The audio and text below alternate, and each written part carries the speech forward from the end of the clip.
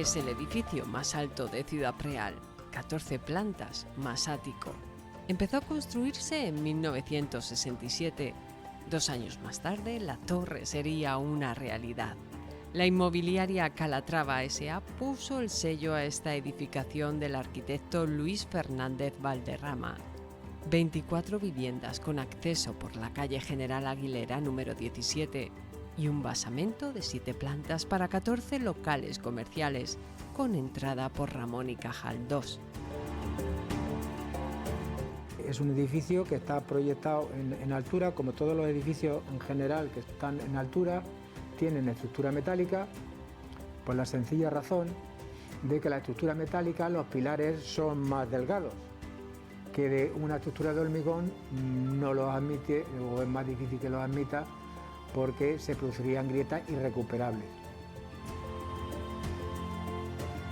En su día llamó la atención de propios y extraños. Sus grandes dimensiones propiciaban comentarios de toda índole.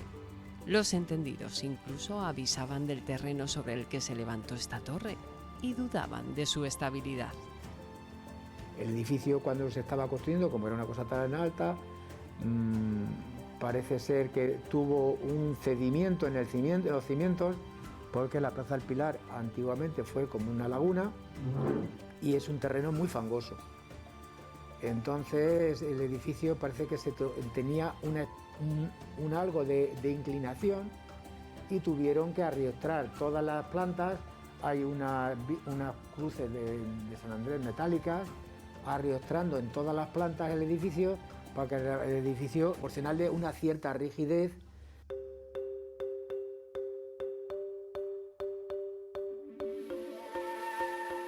A partir de la planta sexta, el edificio va disminuyendo progresivamente.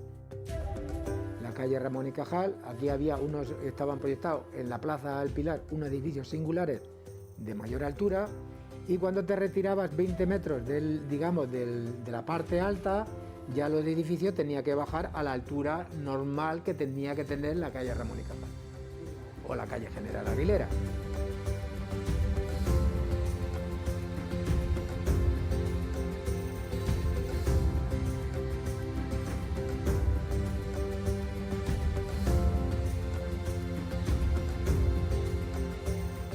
Cuenta con 2 ascensores, el principal para los propietarios y el que utilizaba por aquel entonces el personal de servicio.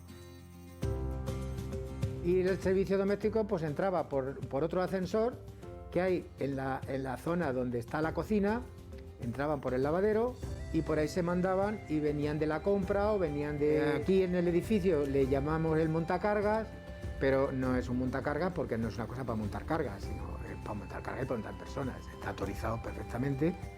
En su día también tenían portero físico.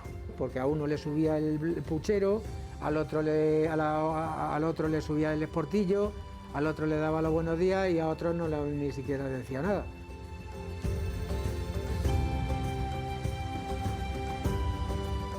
Un edificio sólido en sus vigas. Los días de fuerte viento no le pasan factura, aunque en su libro de historia hay anotados 2 episodios sísmicos que los vecinos más veteranos recuerdan. Pues nos ha pasado en 2 ocasiones, que se movía todo, claro.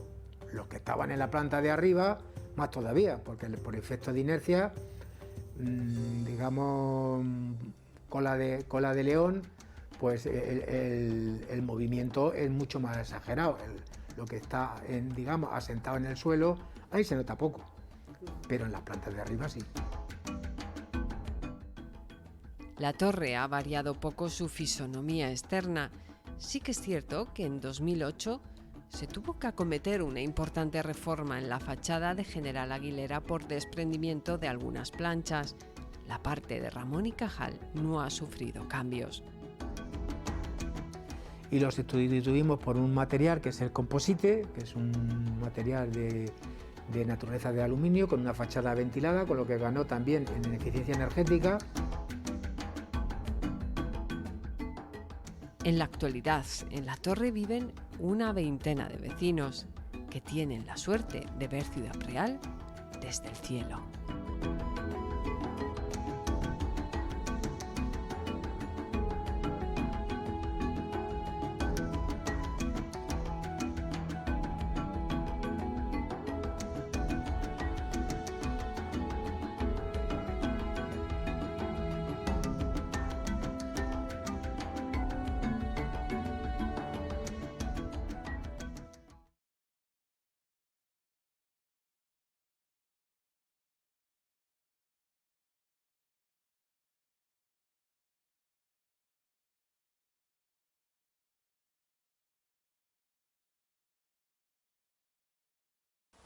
Soy Isabel Angulo, soy restauradora y os voy a presentar el trabajo que hice en colaboración con la Escuela de Medicina Legal de la Universidad Complutense de Madrid, con la dirección de María Benito. El trabajo consistió en la realización de una reconstrucción facial a partir de un cráneo prehistórico. El cráneo proviene del yacimiento de la Edad del Bronce, el Castillejo del Bonete, que está en Terrinches, en la provincia de Ciudad Real. Se le conoce al busto como Luciano, ya que la patrona del pueblo es Nuestra Señora de Luciana.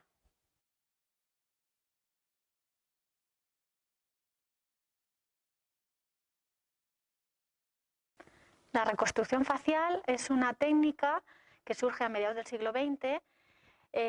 La suelen utilizar arqueólogos y forenses para hacer una aproximación del rostro de una persona siguiendo los patrones antropológicos escritos en el cráneo.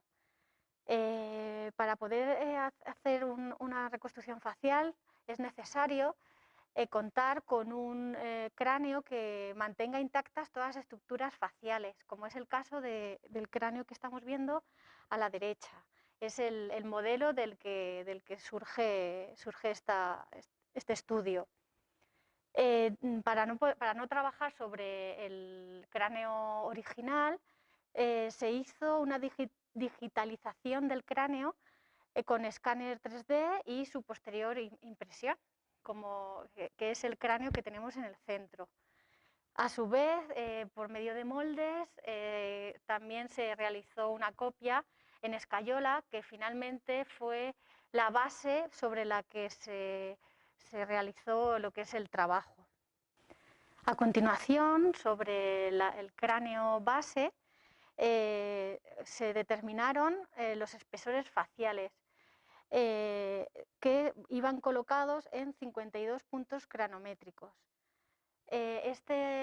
La distancia y la profundidad de estos espesores faciales está en función de la edad y el sexo del individuo, que estas medidas se sacaron a partir de una base de datos que ya tenían conformado el equipo antropológico de otras investigaciones.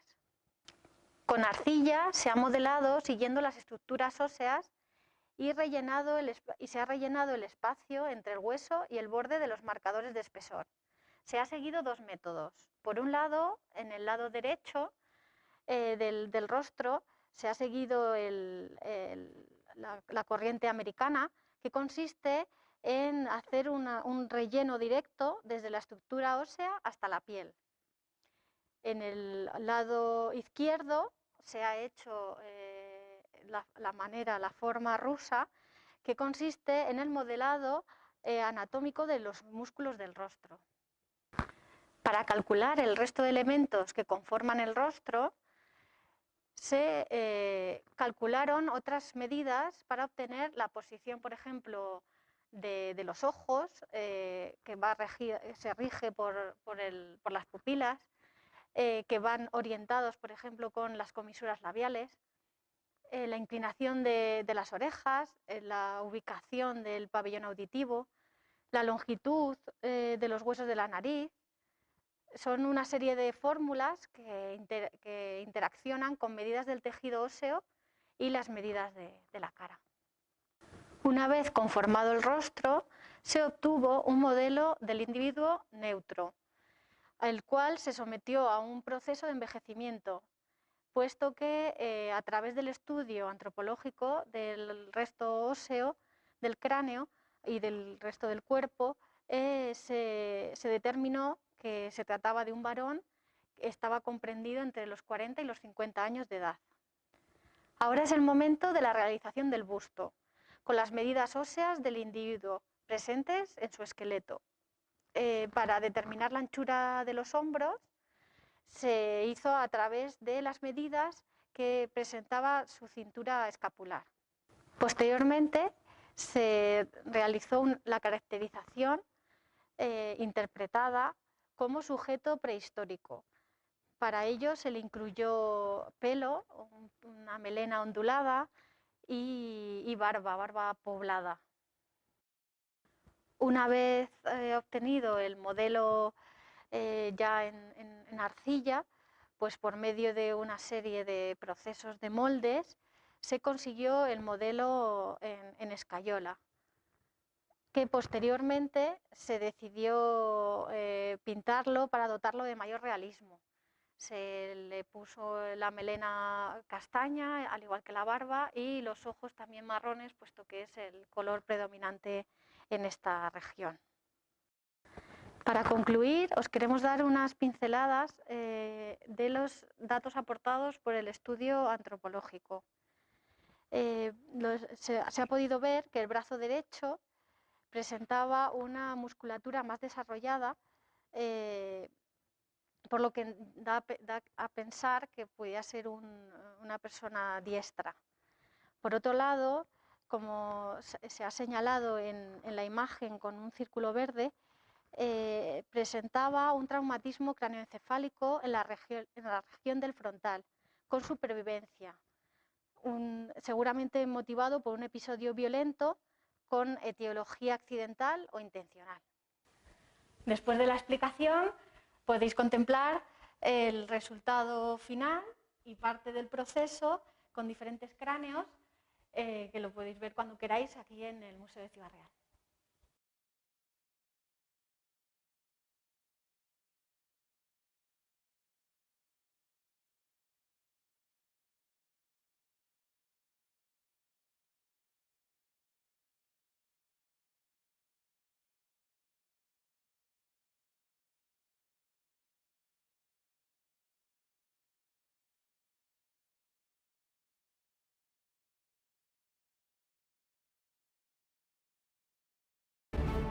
Yo creo que a la gente local nos gusta sobre todo pasear por la ciudad y descubrir todos los recursos que tenemos, los monumentos y demás, y la gente que viene de fuera, uno de los sitios que más les llama la atención es este, principalmente la alcantarilla donde estamos hoy, y el carillón. También el carillón es un recurso muy llamativo. Rutas que tienen parada obligada en este punto de la ciudad, en la Plaza del Pilar. ¿Por qué? Bueno, pues estamos en uno de los puntos más emblemáticos de Ciudad Real, estamos en la Plaza del Pilar y creo que es singular, pues, sobre todo por estar de lo que es la parte de la alcantarilla. Normalmente aquí en Ciudad Real, cuando estamos en una visita guiada, a mí siempre me gusta quedar con la gente aquí porque creo que es un lugar singular y necesario que la gente lo conozca porque estamos en el origen de la antigua Villa Real. Aquí en la alcantarilla, que creo que es bastante significativa, podemos ver los 3 nombres que ha tenido Ciudad Real, empezando por Pozuelo de Don Gil, que se ve en la parte de arriba. Y ese Pozuelo de Don Gil nos hace referencia principalmente a la aldea que tuvo esta zona, esta Plaza del Pilar, esta antigua aldea, y que luego posteriormente Alfonso X el Sabio, después de no haber podido fundar la ciudad en lo que es Alarcos ahora mismo, yacimiento arqueológico, decide cambiar ese nombre de Pozo Seco de Don Gil por Villa Real en 1255. Una vez fundada la Villa del Rey, en ese año va a fortificar la ciudad con una muralla que todos conocemos y las 8 puertas de entrada y de salida que tuvo en su momento la villa. Unos años después, unos siglos después, en el año 1420, pasamos de villa a ciudad y el año pasado, año 2020, celebramos el 6º centenario de ese paso de villa a ciudad. De hecho, toda esa placa recoge toda esa información y aparte en el centro estáis viendo el escudo de Ciudad Real, aparece en el centro, aparece el rey sentado en un trono alrededor de la muralla de la ciudad, los castillos que aparecen alrededor y las 4 órdenes militares que también aparecen en torno a ese dibujo. Rincones con encanto, con historia y con denominación de origen.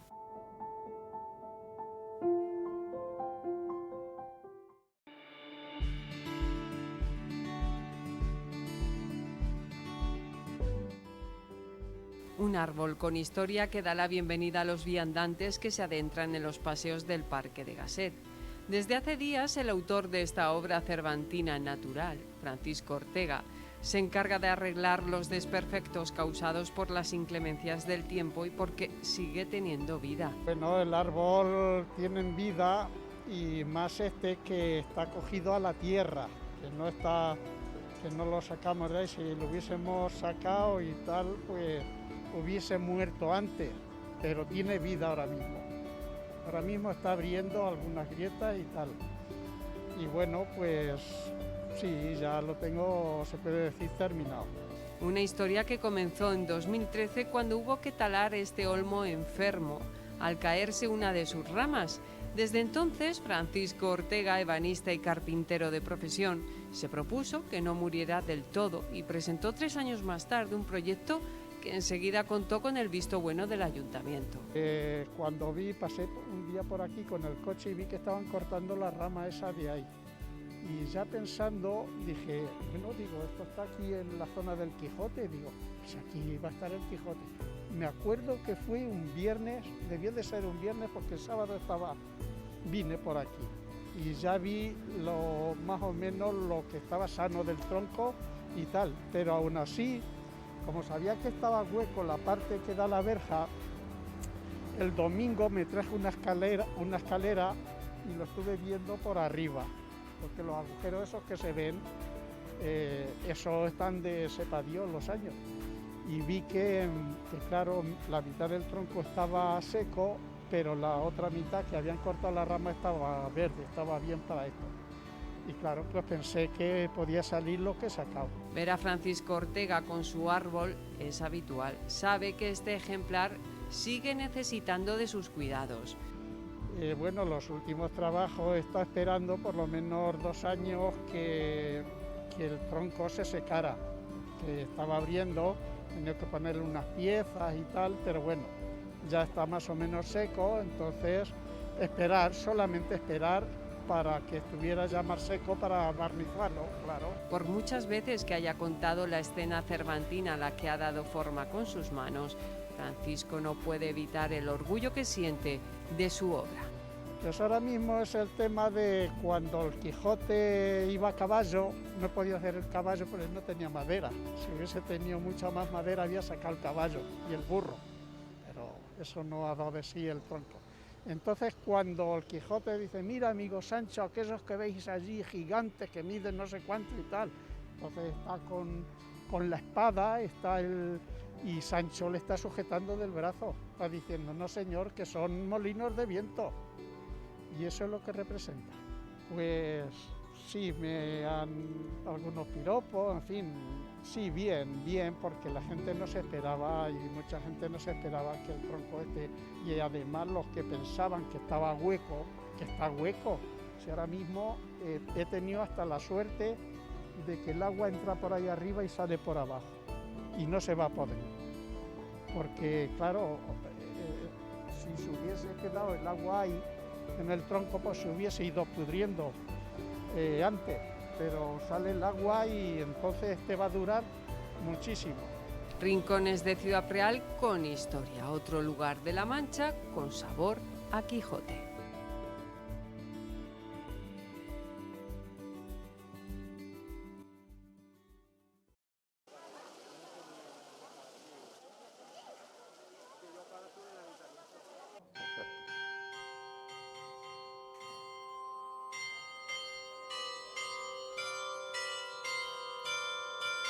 Bueno, pues estamos en el carillón de Ciudad Real, en el carillón de la Casa del Arco, donde están incorporados los autómatas. Don Miguel de Cervantes, el Quijote y Sancho Panza. El orden de salida desde su posición aquí en el interior es, primero sale Cervantes. Él se sitúa, según se sale, en el lado izquierdo de la balconada. Ahora lo hace Sancho Panza. Y Sancho Panza se va a situar en el lado derecho, según sale, también del balcón. Finalmente va a salir Don Quijote. Don Quijote se desplazará por sus raíles correspondientes y se va a situar en el centro del balcón. Las 3 figuras están haciendo sus correspondientes movimientos. Ya ves cómo Cervantes pues está con su pluma, con su tintero y su pergamino. Don Quijote, pues ahí lo tienes, con su libro, su espada, y Sancho Panza está mostrando a todos los visitantes, a toda la ciudad, algo bien esencial que a él le satisfacía enormemente, que eran los alimentos.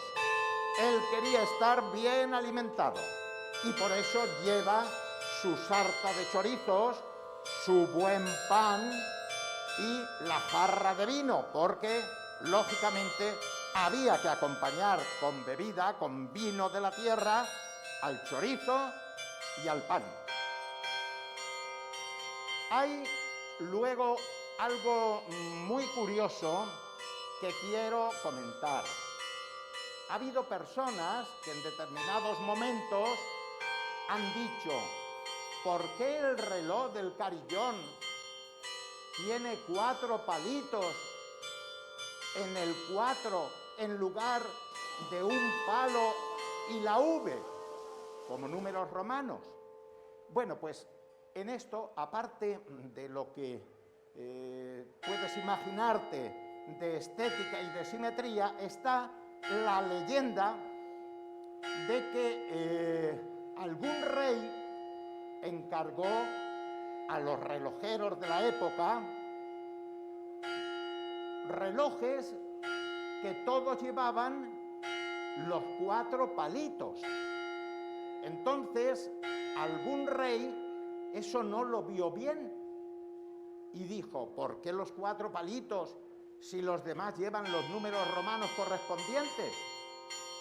Esto no es correcto, hay que poner el palo y la V. Y entonces el resto de relojeros del mundo, los más afamados, no les pareció bien aquella determinación del rey en contra del profesional, del relojero, que había puesto 4 palitos.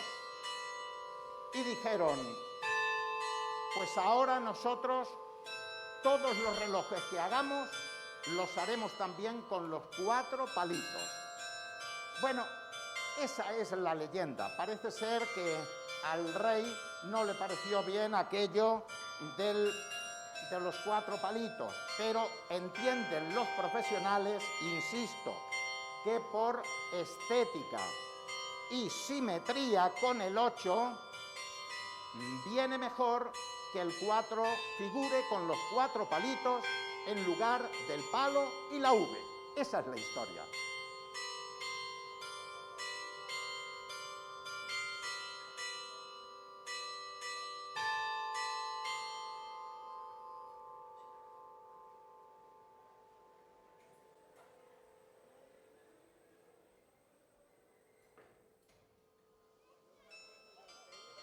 El carillón, tú recordarás que se inauguró con la venida de los que entonces eran príncipes de Asturias, en el año 2005, hoy ya reyes de España, como todos sabemos.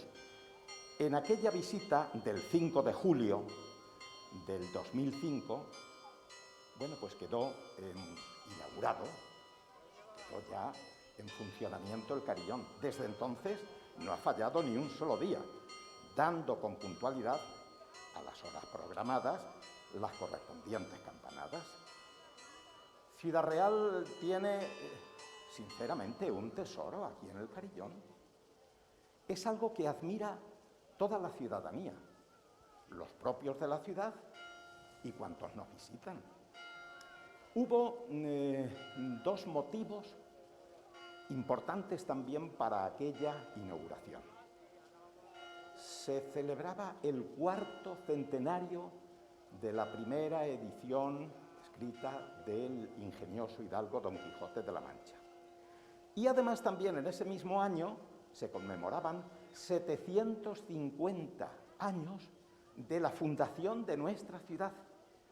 2 acontecimientos que convergieron, al que se sumó la visita de los príncipes de Asturias, hoy reyes de España. Depende de la temporada. Ahora en verano salen a las 12 de la mañana y a la 1 del mediodía. Por la tarde a las 8 y a las 9. Tenemos 4 melodías, pero combinamos 3, depende del momento, depende del tiempo. En la semana, durante la semana, es la seguidilla nuestra, a la mancha manchega. Los fines de semana, los domingos, para hacerlo pues un poco más universal, tenemos el himno a la alegría. Y luego hay otra etapa en el año cuando llega la Navidad, desde el día 3 de diciembre hasta el día 7 de enero, suena lo que corresponde en esa época, en ese tiempo, un villancico precioso que toda la gente disfruta.